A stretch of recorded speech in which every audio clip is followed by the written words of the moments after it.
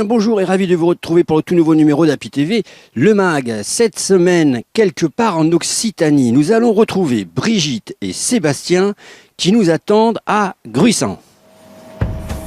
Je suis à Gruissant où je retrouve Seb qui va nous faire, comme d'habitude, une petite recette bien de chez lui. Alors Seb, qu'est-ce que tu nous prépares de bon aujourd'hui? Alors aujourd'hui, on va faire un burger. Alors burger, c'est ta spécialité. C'est ma spécialité. On ne va pas être déçus. Donc voilà, pour une fois, on va faire ce burger. Alors j'ai fait ce matin un pain avec de l'olive noire et des herbes de Provence. C'est toi qui fais ton pain? C'est un pain qui est fait maison, je fais mon pain tous les matins au restaurant. Et là voilà, j'ai fait un petit pain pour changer, d'habitude je fais nature. Là, il y a plein d'arômes et plein de choses. Voilà. Et on va faire un burger un petit peu exotique, mais avec des produits aussi de la région.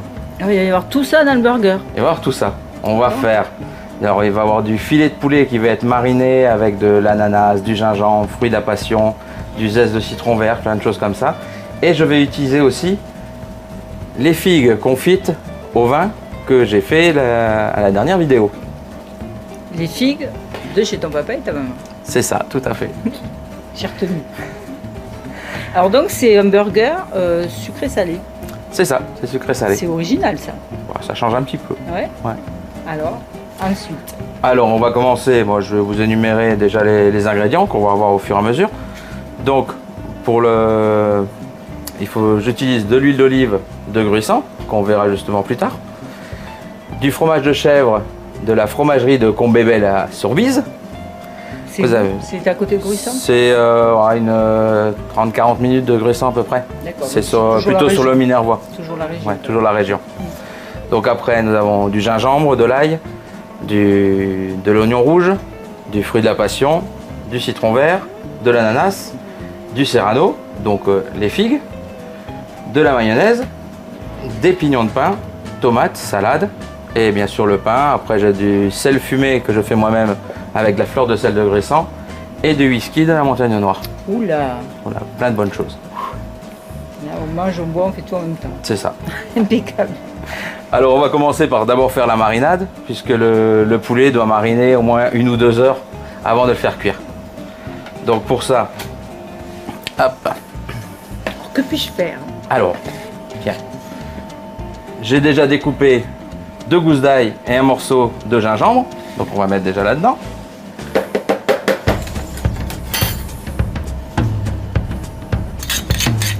Un demi fruit de la passion. Alors ensuite, quelques petits morceaux d'ananas que j'ai préalablement coupés vraiment en petits dés. Hop, on peut le voir. Alors là, on fait une quantité pour un seul burger? Alors là, je vais faire pour aujourd'hui un burger, mais pour la marinade, vous pouvez utiliser pour 3-4 burgers, il n'y a pas de problème. D'accord, donc voilà. Ça fait quoi ça? Une tranche d'ananas? Il y a une tranche et demie d'ananas à peu près. Bien juteux. Bien bon.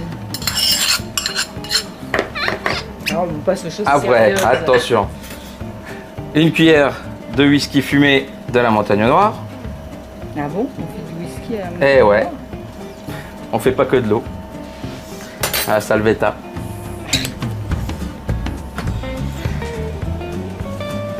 Une pincée de fleur de sel. Alors là c'est fumé, mais si vous n'avez pas de fleur de sel fumée, c'est pas gênant. Là ça va accentuer le goût des fruits avec le goût fumé. Ensuite, 3 cuillères à soupe de l'huile d'olive du moulin de Gruissant. On va aller visiter. Tout à fait. Et 3. Hop. Et il ne reste plus qu'à mélanger. Alors donc après avoir mis le poulet, tu mets du jus de citron. C'est ça. Je mets le zeste d'un citron. Avec la super machine. C'est ça. Ça c'est bien. Hein. Ça c'est top. Ouais. Ça enlève juste la première peau du citron. Donc, et faut pas bien le blanc. l'avoir lavé avant. Hein. Voilà. Surtout.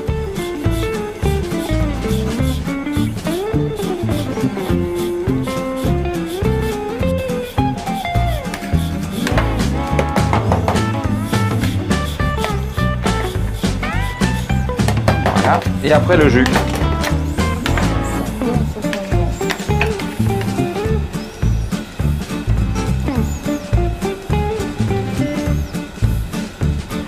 Voilà, donc là après, on le laisse macérer. Là, on va les laisser pendant 1-2 heures, le temps que les arômes s'imprègnent bien sur le poulet. Alors j'en ai préparé d'avance, voilà ce que ça donne au bout de 2 heures. Le citron est légèrement cuit et on sent bien les odeurs de fruits exotiques. Voilà, donc ça on va le mettre de côté. On va préparer la mayonnaise aux pignons et zeste de citron vert. Alors les pignons, on va les faire vite fait torréfier, soit sur la plaque ou au four.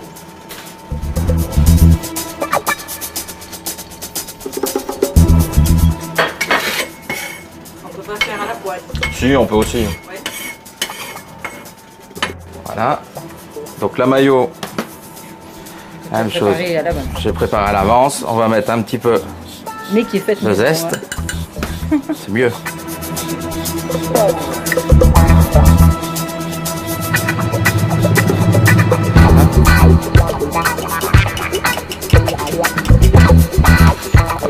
Manger. Ouais.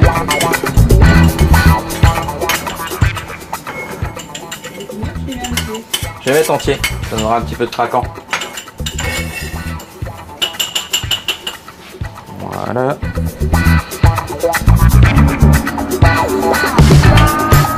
Alors, il est temps de mettre le poulet à cuire. Donc la même chose, hein, on peut le faire à la poêle. Moi j'ai la plancha, donc on va le mettre dessus. Voilà, on va partir sur un burger.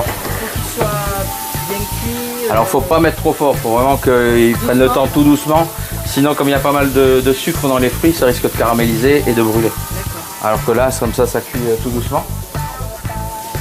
On va déjà préparer la base du burger. Ah, super.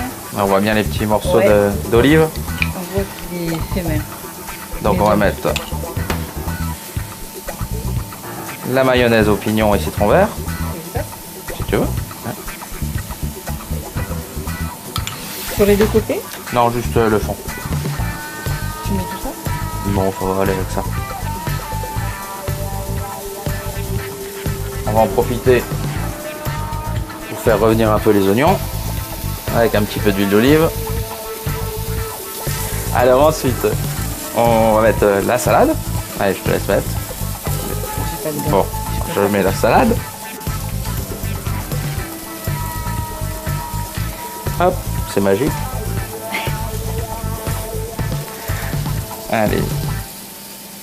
Des tomates.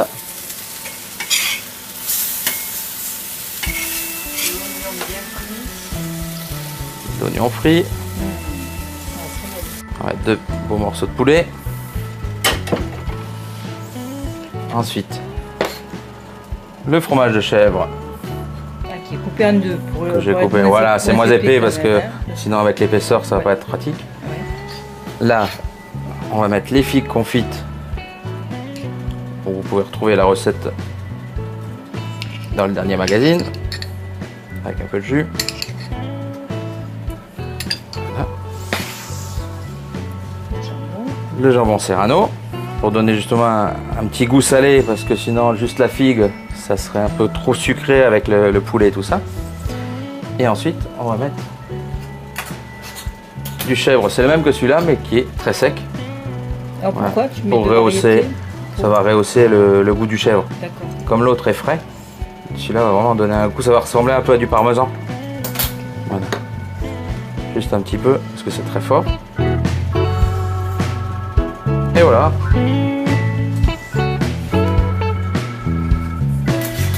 Et il ne vous reste plus qu'à déguster.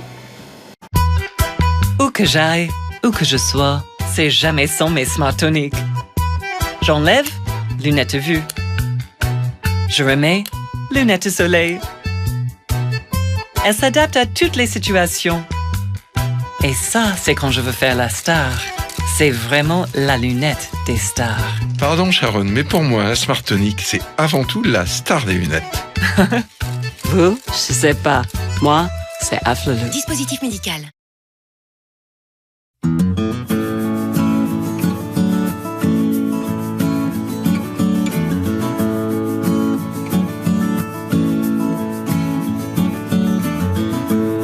Bon alors Seb, tu nous amènes où? Je vous amène à la mer à boire à Gruissant, au chalet, et pour vous présenter Alain, qui est brasseur artisanal. Donc on va voir s'il est là. Tiens, voilà, justement le qui arrive. Bonjour Alain. Alors il paraît que vous êtes un brasseur. Voilà, un petit brasseur installé depuis 2016. Voilà, ça fait pas tout à fait 3 ans et on a une capacité de 170 hectos à l'année. Donc ça reste un tout petit brasseur, quoi. Voilà. Alors montrez-nous un petit peu votre, comment on appelle? Brasserie. Ouais, notre brasserie. Voilà, après les matières premières pour la bière sont le malt exclusivement. Donc c'est de la céréale française mais qui est maltée en Belgique. C'est pour ça que les sacs sont avec le petit drapeau belge. Le maltage, c'est une transformation du grain d'orge en malt pour transformer dans le grain en enzyme, en sucre fermenticible, voilà, tout ce qu'il faut pour faire de la bonne bière. Ce malt, on le concasse grossièrement dans un petit appareil, un petit moulin que j'ai par là-bas. Et ensuite, on brasse avec cet appareil, le Brewmeister. Donc c'est de l'empâtage à 65 degrés. C'est une cuve dans laquelle on met de l'eau. Vous voyez, on trempe le grain dedans à plusieurs paliers de température. Donc c'est de la biochimie la bière. Chaque palier est important. Ça transforme en sucre fermenticible, en protéines. Voilà. Et on arrive jusqu'à l'ébullition où on rajoute le houblon. Autre élément important du brassage. Le houblon est pour l'amertume de la bière et pour l'arôme.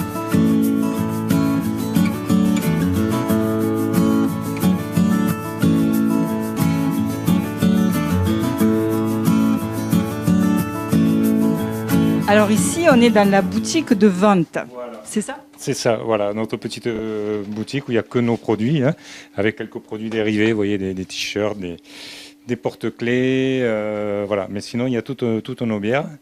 Vous êtes ouvert toute l'année ou que l'été? On est ouvert toute l'année, ouais.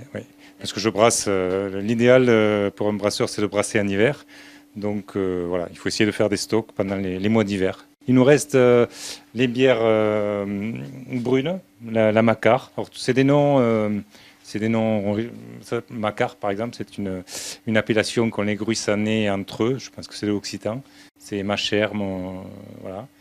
Donc, une bière brune avec du malt un peu plus torréfié, vous voyez, comme celui-ci. Donc, qui donne des petits goûts de chocolat, café sur la fin, qui est assez sympa. Ce ne sont pas des bières fortes, elles font toutes 5 degrés, 5 degrés et demi. Ensuite, nous avons la bière blanche, l'écume de mer. Donc, alors c'est celle-là qu'on vous demande si elle est faite avec de l'eau de mer, je suppose. On me demande, oui. Et non, il y a du malt de blé pour moitié, c'est ce qui fait la particularité des bières blanches. Il y a un petit peu de coriandre, d'écorce de citron. Voilà, c'est ce qui fait la particularité de cette bière. C'est un peu une bière féminine, je dirais. Voilà. Et les autres, vous n'en avez plus? Et alors les autres, nous avons je peux vous les montrer dans les paniers. Nous avons la Au Soleil, qui est ma bière de base, c'est la plus produite. C'est une bière type Pilsen de fermentation basse, voilà, qui fait 5 degrés. Et elle est bien partie cet été, donc voilà, il ne m'en reste plus beaucoup. Ensuite, nous avons la mer fruitée dont je vous parlais. Donc une bière à base de pêche et d'abricot. Enfin, c'est une blanche à la base. Et dans le fermenteur, je mets 20 kg de pêche et d'abricot. Locaux? Oui, des corbières et des PO. Et bio? Et bio, non traités, voilà. Donc c'est un peu plus de boulot parce qu'il faut éplucher, dénoyauter, voilà. Mais voilà, ça donne une bière. Toutes mes bières sont au top à partir de 2-3 mois. Parce qu'il y a une refermentation en bouteille et c'est là qu'elles expriment tout leur savoir.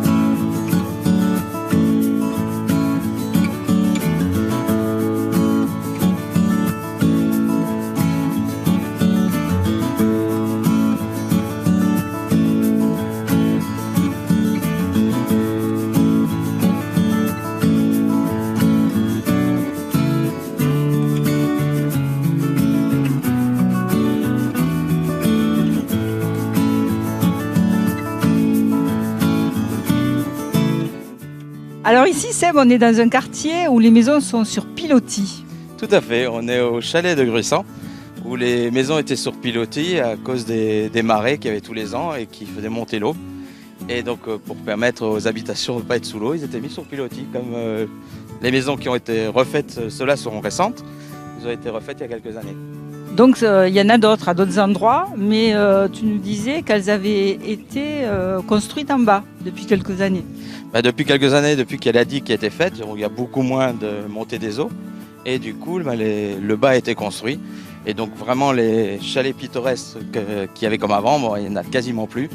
Donc on peut en trouver 2-3 par-ci par-là, mais c'est pour ça qu'on a reconstruit. Voilà, c'est pour ça qu'ils ont reconstruit ça à l'identique pour pouvoir garder le charme des chalets.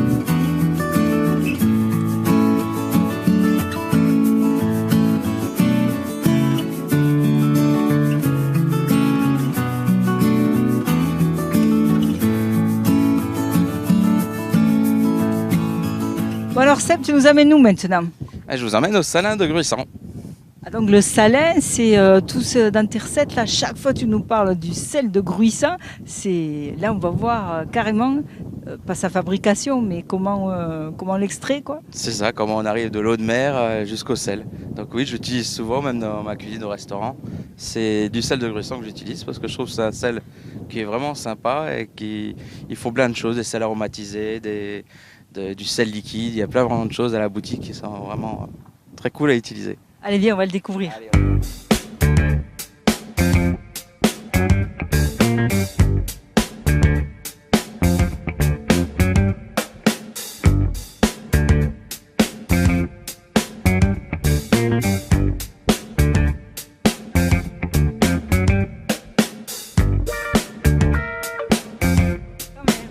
Allez, je vous présente Steve, qui vient d'arriver pour nous.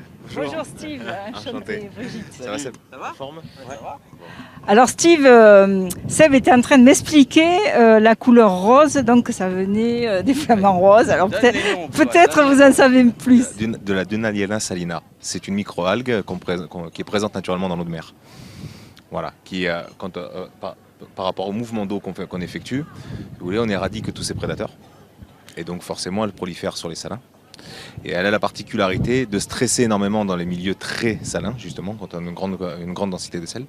Et pour se protéger de ce stress, elle sécrète une carapace en bêta-carotène, ce qui lui donne sa couleur.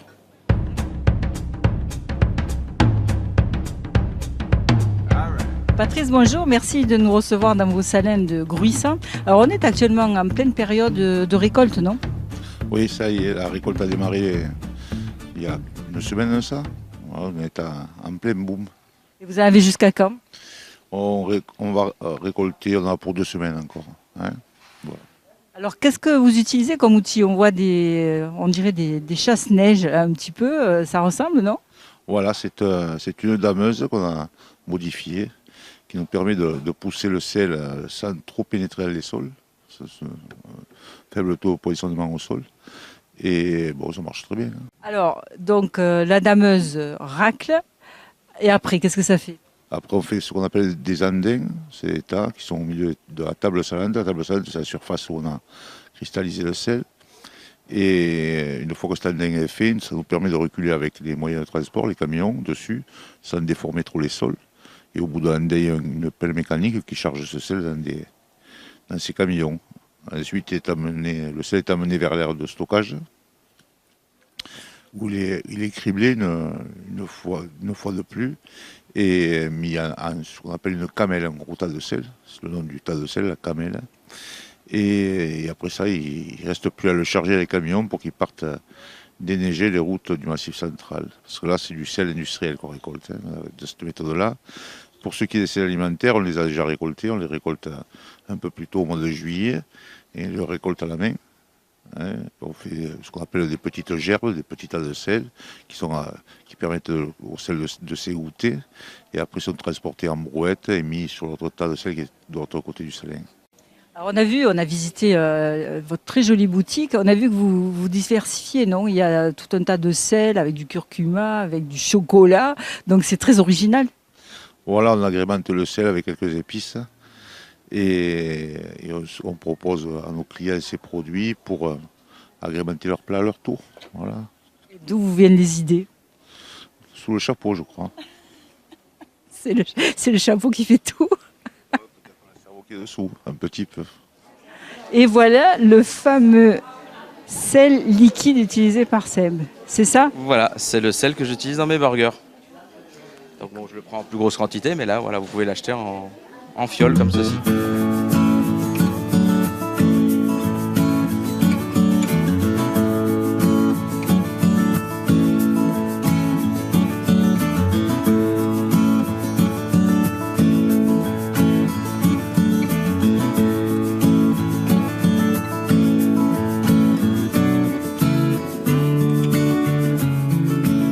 Alors là, Seb, tu nous amènes au vieux cœur de Gruissan, là, avec un village de pêche, mais qui est très spécial.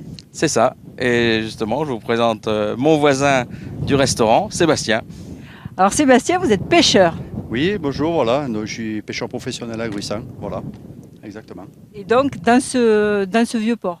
Voilà, donc ici, vous êtes sur l'étang de l'Hérault, qui en fait, c'est une avancée de la mer dans les terres. C'est une lagune, en fait. Il n'est pas saumâtre, c'est vraiment que de l'eau salée, voilà. Et vous avez des méthodes de pêche anciennes? Oui, on travaille de façon traditionnelle. On est une vingtaine de pêcheurs vraiment artisanaux. On travaille avec des petites barques à fond plat parce que l'étang n'est pas profond. Il y a entre 50 cm et peut-être 1,50 m, 1,60 m au plus profond. Et on travaille là quasiment toute l'année. On pêche de l'anguille, de la dorade royale, du loup, du mulet. Et voilà quoi, en gros, c'est les variétés qu'il y a dans l'étang. Voilà. Donc cet été, avec la chaleur, vous n'avez pas été embêté? Non, après non, on a la chance de... Le milieu, c'est pas atrophié quand même, c'est allé. Bon, le poisson est un peu ralenti. L'été, la pêche est un peu difficile. Le poisson bouge pas trop, quoi, et on dirait qu'il est un peu amorphe. Mais après, bon, là, ça va aller mieux maintenant. Avec la tramontane, ça va oxygéner l'eau un petit peu. Et sinon, cet étang est très poissonneux? Oui, il est quand même poissonneux. Bon, on ne veut pas trop dire qu'il y en a pour qu'on reste un peu tranquille, mais bon, il y a de quoi vivre, quoi. Voilà, on a la chance, c'est un des rares étangs qui communique directement et naturellement avec la mer. Par un gros naturel, il y a un échange d'eau entre la mer et l'étang en permanence toute l'année. Voilà. Et votre poisson, vous le vendez localement? Oui, on vend localement. On a une halle aux poissons qui a été faite il y a une vingtaine d'années, qui se situe derrière la place du marché à Gruissan Village. Là, on est 8 pêcheurs actuellement à proposer tous les matins le poisson de pêche. Et toi, tu fais pas des burgers aux poissons, je suppose? J'en fais, mais malheureusement, je ne vais pas prendre ces poissons. Mais pourquoi pas? On pourrait faire une fois un burger spécial, burger spécial Seb.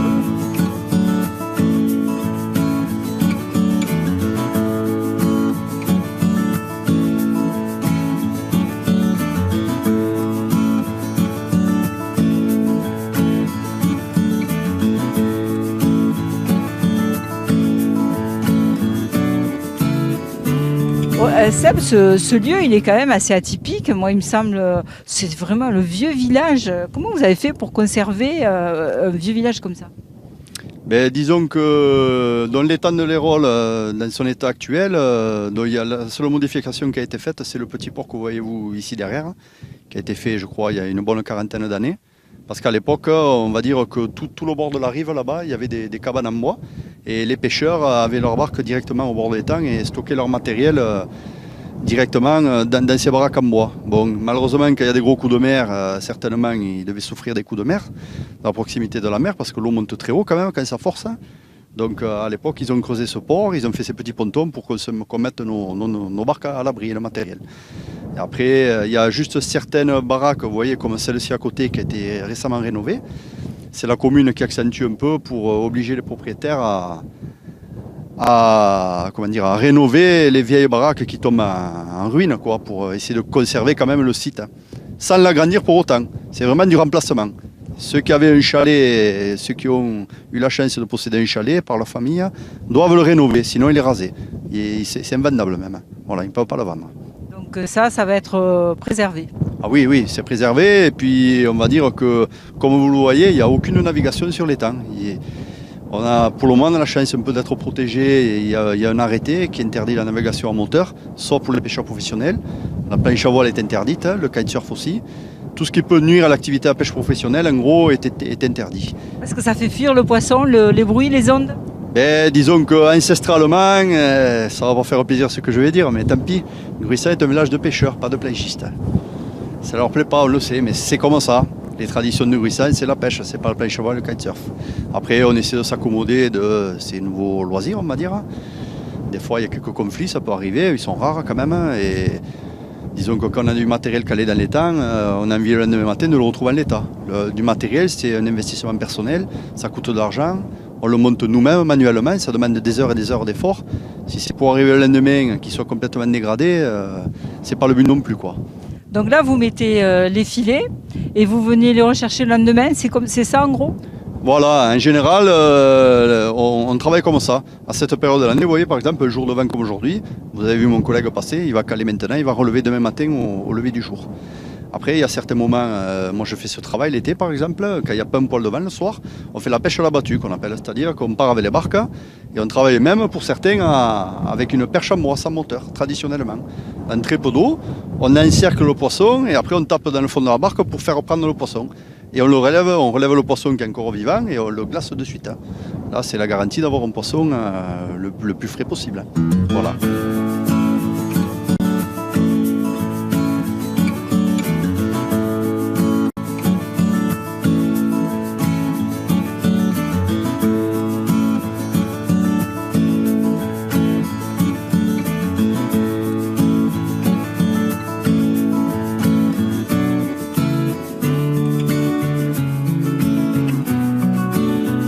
Bon, alors Seb, on vient d'aller voir le pêcheur. Alors pour faire un bon poisson, il faut de l'huile d'olive. Tout à fait. Et alors c'est là où tu nous amènes. Et voilà, au moulin à l'huile de Gruissant. On y va. Nous voilà chez Frédéric et Fanny qui produisent l'huile d'olive que tu utilises toi fréquemment dans toutes tes recettes. C'est ça, dans les pains à burger, vous pouvez en retrouver. Ok. Alors Frédéric, bonjour. Donc c'est vous le producteur de cette fameuse huile d'olive que vante Seb et qu'il utilise dans toutes ses recettes. Oui. Alors, vos olives, elles sont où? À Gruissant? Alors, à proximité, tous mes champs, 1800 arbres sur 6 hectares, à proximité, à moins de 100 mètres du bâtiment où vous vous trouvez actuellement. Donc vous faites tout, la récolte, le pressurage pressurage et la vente sur place ici. Voilà. Combien vous produisez de litres? Environ 4000 litres par an. Et vous les vendez exclusivement sur Gruissant? Exclusivement sur Gruissant, oui. Oui, oui. Voilà, dans les commerces de proximité ou principalement ici sur le point de vente d'exploitation. Alors, quelle particularité elles ont, les olives? Elles sont fruitées? Vous avez voilà. Plusieurs variétés? Oui, j'ai 5 variétés différentes que j'ai plantées de sorte à pouvoir étaler parce que les variétés ne se ramassent pas au même moment. Donc, il y a des variétés plus précoces que d'autres, ce qui me permet d'étaler la récolte sur 2 mois, qui sont novembre et décembre généralement. Vous avez de quoi vendre toute l'année quand même? Les 4000 litres, ça vous fait une année? On peut arriver, comme maintenant en fin de saison, à pouvoir manquer d'une variété ou de 2 variétés. Mais après, bon, généralement, on arrive quand même à faire le joint entre les 2 récoltes. Alors, la récolte cette année, elle va être comment? Parce que là, il a plu au printemps. Alors pour certains, c'est bon, pour d'autres, c'est pas bon. Pour les olives, c'est quoi? Pour nous, c'est pas mal. Cette année, on a apparemment une belle récolte sur pied. Parce qu'on a eu de l'eau aussi au printemps et les arbres se portent relativement bien. On a eu une paire d'orages pendant l'été, donc c'est pas mal. Voilà. Alors, vous les ramassez, vous avez une grosse équipe, je suppose, pour le ramasser, parce que c'est quand même... 2-3 personnes, ça suffit, parce qu'après, voilà. Donc c'est pas ramassé à la main, hein. Donc c'est à assistance mécanisée. Donc c'est un râteau électrique avec qu'on a une batterie dans le dos. Et il y a 2 personnes, il y a une personne qui va s'occuper de cette machine-là et 2 personnes qui vont s'occuper des filets. Voilà. D'accord. Et donc là, c'est pour bientôt? C'est pour environ dans 1 mois et demi. Ok. Bon. Ben, montrez-nous vos variétés. Oui. Alors bon, la Luc, je ne vous la présenterai pas parce que j'en ai plus. Donc comme je vous ai dit tout à l'heure, on manque de variétés. Ensuite, on a la Boutéan et Aglando qui est une huile très fruitée. Voilà, ça c'est 2 variétés qui sont ensemble. Ensuite, l'olivière, qui est vraiment traditionnelle d'ici, qu'on ne trouve qu'ici. Voilà. Qui va être tout aussi fruitée, un peu plus forte. Et la picholine, en bas, qui est la plus puissante. Et qui est plus recommandée pour un usage cuisson ou plat chaud. Voilà. Alors Seb, est-ce que tu as une préférence pour une des 3 ou pour une autre? Alors, c'est vrai que moi, j'utilise beaucoup la Luc. Bon, c'est vrai qu'en ce moment, il n'y en a pas. Mais après, celle que tu me fournis, c'est un mélange. Voilà. C'est ça. Et qui permet d'avoir une huile d'olive un peu passe-partout. Voilà. Parce que sinon, quand elles sont très fruitées, tu réserves ça plutôt pour certains plats. Quand elles sont, tu regardes tout ça. Bah, ça dépend aussi, surtout pour la cuisson. Après, il y en a certaines qui sont plus adaptées à du froid. Et après d'autres, tout ce qui est cuisson.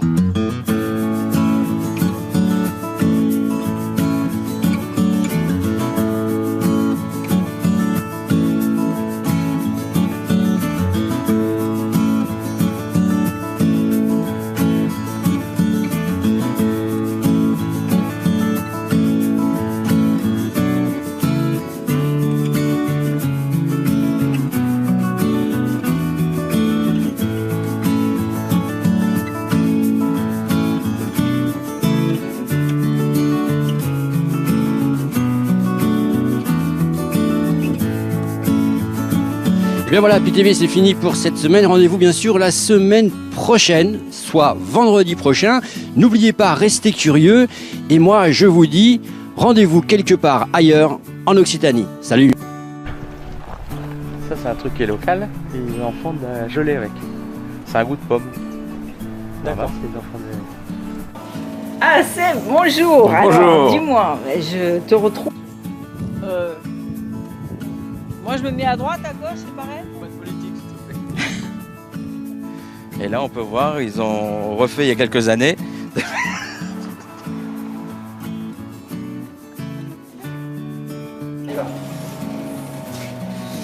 Alors aujourd'hui, je suis à Gruissant, à la table de Seb. Seb nous fait souvent. C'est peut-être pas très diététique. Non, j'ose pas. Ah mais non, ça sent drôlement le chocolat. Vous sentez Ah, ça y est, elle était Non mais ça, là. ça plus le sel et les sels Mais que du minéraux. bonheur. Relaxant. Venez à Gruissant, vous trouverez du sel relaxant. Et tonifiant. Et tonifiant.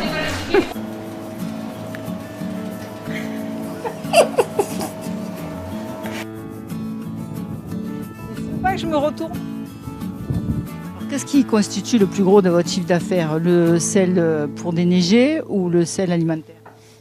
Un chiffre d'affaires, c'est le sel alimentaire. Hein. Toujours. Pour l'instant. Et c'est